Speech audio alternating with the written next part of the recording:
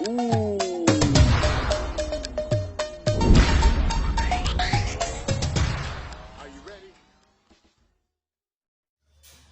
Students, welcome to my YouTube channel AK excellence online classes. Dear students, आज ही बहुत ही important topic के बारे में हम लोग पढ़ेंगे कि त्रिकोणमिति की सर्व संख्याएं। जैसे बीजगणित में सर्व संख्याएं होती हैं, ऐसे ही त्रिकोणमिति में सर्व संख्याएं होती हैं। आप देखेंगे कि जैसे बीजगणित में त्रिकोणमिति सर्व संख्याओं का बहुत ही उपयोग है, ऐसे ही त्रिकोणमिति सॉल्व करने के लिए त्रिकोणमिति सर्व संख्याओं का पढ़ना बहुत ही इंपॉर्टेंट है। यह क्लास 10th के लिए नहीं है, बल्कि क्लास 10th से एबव जितने भी मैथ पढ़ेंगे उन सारे के लिए यह इंपॉर्टेंट टॉपिक है।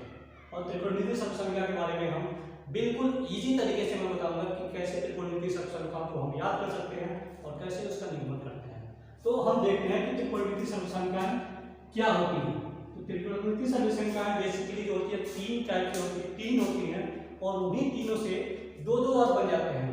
तो सबसे पहले हम देखेंगे कि त्रिकोणमिति सर्व संख्या पहले और त्रिकोणमिति सर्व संख्या पहले के द्वारा ही हम बाकी के दो सर्व संख्या भी बना लेंगे। जैसे पहली सर्व संख्या हम देखें तो पहली सर्व संख्या होती है sin square theta plus cos square theta equal to 1। तो पहली सर्व संख्या त्रिकोणमिति की यही होती है। अब इसको हम निगमन करते हैं, कैसे प्रूव करते हैं कि 1 ही होता है, क्यों दूसरा नहीं होता। तो यहाँ देखेंगे, हम लिखेंगे कि प्रूफ में लेफ्ट हैंड साइड लेंगे और लेफ्ट हैंड साइड हमारा है sin square theta plus cos square theta. इसको हम देखें तो इन दोनों को सॉल्व करके हमें 1 लाना है। इसके लिए हम देखें तो यहाँ लिखेंगे त्रिकोणमिति अनुपात से। तो त्रिकोणमिति अनुपात ये होता है sin square theta equal to लंब बटे कर्ण। तो ये हो जाएगा लंब बटे कर्ण और दोनों का कर देंगे स्क्वायर प्लस cos थीटा का होता है आधार बटे कर्ण, आधार बटे कर्ण। तो इसका भी कर देंगे हम लोग स्क्वायर, क्योंकि स्क्वायर दिया हुआ है। और जब स्क्वायर दिया हुआ है तो हम जानते हैं कि स्क्वायर का मतलब होता है 2 बार गुणा। तो ये हो जाएगा लंब स्क्वायर बटे कर्ण स्क्वायर, ये हो जाएगा लंब स्क्वायर बटे कर्ण स्क्वायर। और ऐसे ही इसका भी हो जाएगा आधार स्क्वायर बटे कर्ण का स्क्वायर।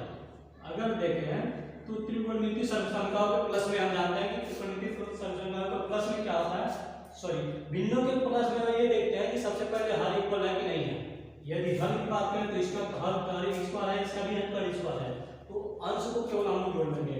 इस अनुसार ये हो जाएगा कर्ण का वर्ग इज इक्वल टू लंब का वर्ग प्लस आधार का वर्ग। और हम जानते हैं कि पाइथागोरस प्रमेय ये कहता है कि लंब का वर्ग और आधार का वर्ग जो होता है वह होता है कर्ण का वर्ग। तो यहाँ लिख दे रहा है पाइथागोरस प्रमेय से। और पाइथागोरस प्रमेय ये कहता है कि कर्ण का वर्ग बराबर लंब का वर्ग प्लस आधार का वर्ग। इस अनुसार ये हो जाएगा लंब का वर्ग प्लस आधार का वर्ग हो जाएगा कर्ण का वर्ग बटे कर्ण का वर्ग हर भी है, तो ये दोनों कटेंगे तो ये हो जाएगा a। तो ये रहा हमारा right hand side. I hope बहुत ही सिंपल तरीके से लगा है, आपको समझ में आया होगा। अब हम देखते हैं तो इसी त्रिकोणमिति सर्व संख्या से, यानी पहली सर्व संख्या से दोनों सर्व संख्या और बनेगी जिससे मैंने पहले बताया था। अब देखते हैं कि दूसरी सर्व संख्या हमारी कैसे बनेगी। तो दूसरी सर्व संख्या के लिए क्या करेंगे, हम पहली सर्व संख्या ही लेंगे। यहाँ लिखेंगे सर्व संख्या पहले से। और सर्व संख्या पहला क्या है, सर्व संख्या पहला है कि sin square theta plus cos square theta is equal to 1। दूसरी सर्व संख्या के लिए क्या करेंगे हम कि इसमें दोनों साइड में sin स्क्वायर से भाग करेंगे। तो यहाँ लिखेंगे कि sin स्क्वायर थीटा से भाग देने पर जब भाग देंगे तो ये हो जाएगा sin स्क्वायर थीटा बटे sin square theta plus cos square theta बटे sin square theta is equal to 1/sin square theta. तो ये रहा हमारा sin स्क्वायर से इसमें भाग देंगे, sin स्क्वायर से इसमें भी, sin स्क्वायर से इसमें भी। अब इस अनुसार देखें तो sin स्क्वायर में sin स्क्वायर कट के हो जाएगा ये।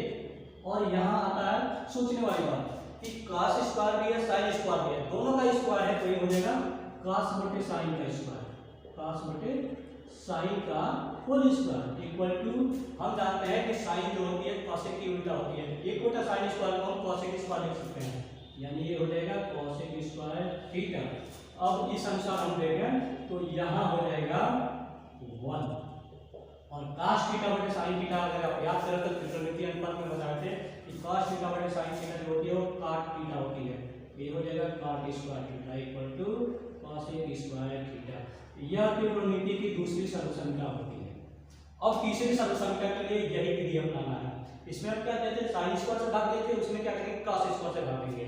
देख लेते हैं तीसरी सर्वसंख्या के लिए sin square theta plus cos square theta, ये तो पहली सर्वसंख्या है।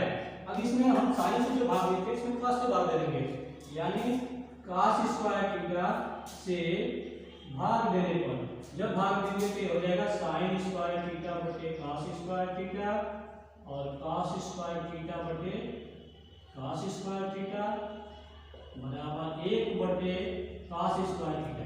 तो यहाँ क्या किए, cos से सब भाग दे दिए। अब जानते हैं कि sin बटे cos, जैसे ही cos बटे sin होता है वैसे sin बटे cos, और sin बटे cos जो होता है वो होता है tan थीटा। ये हो जाएगा tan स्क्वायर थीटा प्लस ये कटेगा तो ये हो जाएगा 1 और ये हो जाएगा 1/cos theta sec square theta. तो ये रही त्रिकोणमिति की तीसरी सर्वसंख्या। आई होप यह तीनों सर्वसंख्याएं आपको समझ में आई होंगी। यह पहली सर्वसंख्या थी, यह दूसरी सर्वसंख्या और तीसरी सर्वसंख्या है। स्टूडेंट्स, इन तीनों सर्वसंख्याओं को मान हम किसी भी वैल्यू में रखें उनका मान हम फाइंड आउट कर सकते हैं। इसमें देखें तो इसके द्वारा जो सर्वसंख्या और बनेगी वह कौन कौन बनेगी मैं बताता हूँ। sin स्क्वायर का मान निकालना होगा तो cos स्क्वायर से भाग देंगे, इधर 75 कर देंगे तो वह जो होगी इसकी बनेगी, और इसी अनुसार इसमें भी 75 कर सकते हैं और इसमें भी 75 कर सकते हैं। तो आई होप यह त्रिकोणमिति की सर्वसंख्या आपको समझ में आया होगा। यदि समझ में आया तो अपने जानने वाले सभी स्टूडेंट्स को